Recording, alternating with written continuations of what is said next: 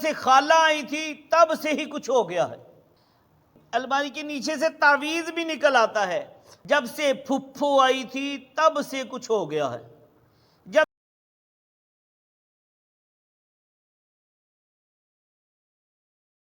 اٹھے الزام مت لگائیے، وَلَا تَقْفُ مَا لَيْسَ لَكَ بِهِ علم، اور اس بات کے پیچھے نہ پڑ جس کا تجھے علم نہیں ہے۔ صحابی رسول سیدنا عبداللہ بن عباس رضی اللہ تعالیٰ عنہ فرماتے ہیں اس کا معنی ہے بغیر علم کے کسی پر جھوٹے الزام مت لگاؤ۔ الزامات اور بدگمانیوں کی مثالیں عرض کرنے لگا ہوں۔ اس معاملے میں تو لوگ اتنا آگے بڑھے ہوئے ہیں کہ بس اللہ پاک کی پناہ، فلاں وہاں کھڑا تھا، فلاں وہاں بیٹھا تھا، فلاں یہ کہہ رہا تھا، فلاں یوں کر رہا تھا۔ اس میں پھر بدگمانیاں بھی شامل ہو جاتی ہیں۔ کسی کو فون کرے اور ریسیو نہ کرے تو الزام، اچھا اس وجہ سے نہیں اٹھایا، اپنی مرضی سے کہ اس وجہ سے نہیں اٹھا رہا ہوگا۔ شوہر کی توجہ بیوی کی طرف کم ہو گئی تو فوراً ساس پر الزام کہ اس نے کچھ کر دیا ہے۔ بیٹے کی توجہ کم ہو گئی تو فوراً بہو پر الزام کہ یہ تعویذ ڈالتی ہے۔ نوکری سے فارغ ہو گئے تو دفتر کے کسی فرد سے بدگمانی، کاروبار میں نقصان ہو گیا تو قریبی دکاندار پر الزام، گھر میں سکون نہیں رہا، لڑائی جھگڑے ہو رہے ہیں، فوراً الزام فلاں روز فلاں آیا تھا، اس دن سے ہی گھر میں سکون برباد ہو گیا معاذ اللہ۔ جب سے پھپھو آئی تھی تب سے کچھ ہو گیا ہے، جب سے خالہ آئی تھی تب سے ہی کچھ ہو گیا ہے۔ پھر جب یہ ذہن بنا لیتے ہیں تو رات کو کپڑوں پر چھینٹے بھی پڑنے لگ جاتے ہیں، الماری کے نیچے سے تعویذ بھی نکل آتا ہے، اور بدگمانیاں، الزام تراشیاں، غیبتیں شروع ہو جاتی ہیں معاذ اللہ معاذ اللہ۔ یاد رکھیے گا، کیونکہ خواہ خواہ ڈپریشن بڑھاتے ہیں۔ جس بات کا ہمیں علم ہی نہیں ہے اس کے پیچھے کیوں پڑنا؟ میں نہیں کہتا کہ جادو کوئی چیز نہیں ہے، نہیں، نظر بد سے کچھ ہوتا ہی نہیں، میں یہ نہیں کہتا۔ جادو، تعویذ، نظر بد، ان سب کے اثرات ہوتے ہیں، مگر سارا کچھ تو ان پر نہیں ڈالنا چاہیے۔ معمولی سر درد ہوا اور جادو کا ذہن بنا لیا، 2-4 دن بکری کم ہو گئی ہے، سیل کم ہو گئی، کاروبار میں کوئی نقصان ہو گیا تو فوراً ذہن بنایا کہ جادو ہو گیا ہے۔ یہ انداز بھی درست نہیں ہے۔ ہمیں کیا لگتا ہے اللہ پاک نے ہماری قسمت ہماری پھپھو، خالہ، چچا، تایا، پڑوسی وغیرہ کے ہاتھ میں دے دی ہے؟ معاذ اللہ۔ اللہ پاک نے یہ دنیا بنائی ہے اور معاذ اللہ اس کا نظام میرے رشتہ داروں کے ہاتھ میں دے دیا۔ لا حول ولا قوت الا باللہ۔ میں یہ صرف چوٹ کرنے کے لیے عرض کر رہا ہوں، حکم تو اللہ پاک ہی کا چلتا ہے، اس کی مرضی کے بنا پتا بھی نہیں ہل سکتا۔ ان الحکم الا للہ، کہ حکم تو اللہ ہی کا چلتا ہے۔ اب سورہ یوسف پڑھے نا، سورہ یوسف کی آیت نمبر 67، ان الحکم الا للہ، کہ حکم تو اللہ ہی کا چلتا ہے۔ ایک مقام پر فرمایا تمام اختیار سچے اللہ کا ہے، تمام اختیار سچے اللہ کا ہے۔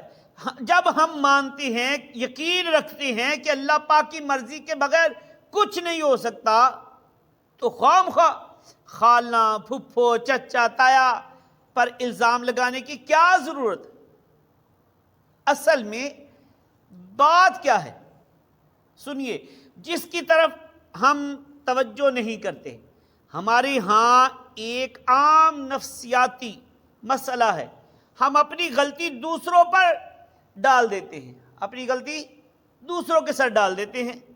آپ پورا قرآن پاک پڑھیے، کہیں ارشاد نہیں ہوا کہ تمہارے اوپر جو مصیبت آئی ہے، تم بیمار ہوئے، سر درد ہوا، کاروبار میں نقصان ہوا، گھر کا سکون خراب ہو گیا، اس کا سبب فلاں بن فلاں ہے، یہ کہیں نہیں فرمایا گیا۔ ہاں یہ ارشاد قرآن پاک میں موجود ہے، وَمَا أَصَابَكُم مِّن مُّصِيبَةٍ فبما کسبت ایدیکم. اب پارہ نمبر 25 سورہ شورى کی آیت نمبر 30 اس کو پڑھیں گے تو آپ کو پتہ چلے گا. قرآن پاک فرماتا ہے اور جو تمہیں جو مصیبت پہنچی اور تمہیں جو مصیبت پہنچی وہ تمہارے ہاتھوں کے کمائے ہوئے اعمال کی وجہ سے ہے. تو پتہ چلا جو بھی مصیبت آئی ہے یہ دوسروں کی وجہ سے نہیں بلکہ اپنے ہاتھوں کی کمائی ہوئی ہے. جو کچھ بھی ہے سب اپنے ہی ہاتھوں کے کرتوت. کیا؟ جو کچھ بھی ہے سب اپنے ہی ہاتھوں کے کرتوت. شکوہ ہے زمانے سے نہ قسمت سے گلا ہے. شکوہ ہے زمانے سے نہ قسمت سے گلا ہے. دیکھے ہیں یہ دن اپنی ہی غفلت کی بدولت. سچ ہے کہ برے کام کا انجام برا ہے. فجر پڑھی نہیں جاتی, جھوٹ خود بولے جاتے ہیں, ناپ تول میں کمی کی جاتی ہے, بدگمانیاں الزام تراشیاں خوب ہوتی ہیں, صدقہ و خیرات کی عادت ہی نہیں ہے, فلمیں ڈرامے گھر میں ہر وقت چلتے رہتے ہیں, غصہ اپنا کنٹرول میں نہیں رہتا, غرض قصور اپنا ہے اور الزام کبھی خالہ پر تو کبھی پھپھو پر کبھی پڑوسیوں پر, معاذ اللہ. اللہ پاک ارشاد فرماتا ہے وَمَن يَعْمَلْ سُوءًا يُجْزَ بِهِ. اللہ پاک فرماتا ہے جو کوئی برائی کرے گا اسے اس کا بدلہ دیا جائے گا. تو غم اور پریشانیاں کیوں آتی ہیں؟ وَمَن يَعْمَلْ سُوءًا يُجْزَ بِهِ. جو کوئی برائی کرے گا اسے اس کا بدلہ دیا جائے گا. یعنی جو برائی کرے گا وہ اس کا بدلہ پائے گا, چاہے دنیا میں پائے چاہے آخرت میں. ایک مرتبہ مسلمانوں کے پہلے خلیفہ سیدنا ابو بکر صدیق رضی اللہ تعالی نے بارگاہ رسالت میں اس آیت سے متعلق سوال کیا. پوچھا یا رسول اللہ صلی اللہ علیہ وآلہ وسلم کیا ہمارے ہر عمل کا بدلہ دیا جائے گا؟ میرے اور آپ کے پیارے آقا صلی اللہ علیہ وسلم نے ارشاد فرمایا غفر اللہ لک یا ابا بکر. پیارے آقا صلی اللہ علیہ وسلم نے ابو بکر اللہ پاک تیری بخشش فرمائے. فرمایا کیا لوگ بیمار نہیں ہوتے؟ کیا انہیں رنج نہیں پہنچتا؟ کیا وہ غمگین نہیں ہوتے؟ کیا پریشانیاں نہیں آتی؟ عرض کی کیوں نہیں یا رسول اللہ آتی ہیں, یہ سب کچھ ہوتا ہے. عرض کی یا رسول اللہ یہ سب کچھ ہی ہوتا ہے, بیمار بھی ہوتے ہیں, تکلیف بھی آتی ہے, غم بھی آتا ہے, پریشانیاں بھی آتی ہیں. تو میرے اور آپ کے پیارے آقا صلی اللہ علیہ وسلم نے ارشاد فرمایا فَهُوَ مَا تُجْزَوْنَ بِهِ. فرمایا پس یہ اعمال کا بدلہ ہی ہے. کیا فرمایا؟ پس یہ اعمال کا بدلہ ہی تو ہے. پتہ چلا ہم پر جو مشکل پریشانی مصیبت آتی ہے اس میں زیادہ تر ہمارے اعمال کال فرما ہوتے ہیں. یہ تو قسمت اچھی ہے کہ ہم رحمت دو جہاں صلی اللہ علیہ وسلم کے امتی ہیں, لہذا ارشاد ہوا وَيَعْفُو عَنْ كَثِيرٍ, اور بہت کچھ تو وہ معاف فرما دیتا ہے. اللہ اکبر. یعنی بہت سارے گناہوں سے تو اللہ پاک درگزر فرماتا ہے, ان پر گرفت ہوتی ہی نہیں ہے. مثلا ہم نے 100 گناہ کیے, ان میں سے 99 پر گرفت نہ ہوئی, ایک کی وجہ سے تھوڑی مصیبت آ گئی, اگر خدا نہ خواستہ 100 کے 100 کی سزا ملتی تب ہمارا حال ہی کیا نہ جانے کیا ہوتا. تو لہٰذا دوسروں پر الزام لگانے کی بجائے ہمیں خود کے اعمال کا جائزہ لینا چاہیے, اپنے حالات پر غور کرنا چاہیے. الزام تراشی کی مذمت ہے. احادیث مبارکہ سماعت فرمائیے. رسول پاک صلی اللہ علیہ وسلم نے ارشاد فرمایا جس نے کسی مسلمان کے بارے میں ایسی بات کہی جو کہ اس میں موجود نہیں, جس نے کسی مسلمان کے بارے میں ایسی بات کہی جو اس میں موجود ہی نہیں, یعنی بہتان لگایا, تو اللہ پاک اسے جہنم کے ایک مقام ردغۃ الخبال میں اس وقت تک رکھے گا جب تک کہ اپنی بات کی سزا نہ پالے.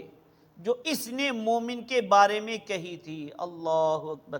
اللہ پاک ہمیں گناہوں سے اور جہنم کے عذاب سے محفوظ فرمائے۔